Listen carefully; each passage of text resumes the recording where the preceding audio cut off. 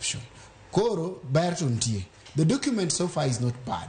And now I'm coming to your question. Me wacho penjani overall anenenade. Aparo ni sani sirikal temogo mariek in the sense ni they are not gibedo so loud kata gigo kokainya e yore mag medo suru kadhi malo. Ni wamedo ma.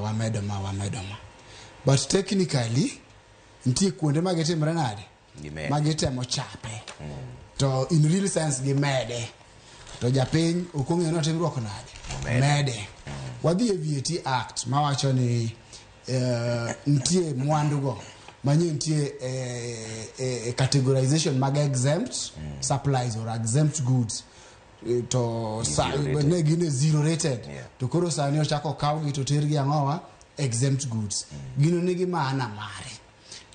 To iwinjo ka wuoyo about agriculture to nawacho ni kar agriculture ka nyaka bed maber to aywago kar mar no gipunguza kar fertilizer cha makanyo waseyiere waduto ni kanyo to kodhi maber konego wa erode the gains mwasebetro nikech wadwa bedo among the first world countries to mana through efforts.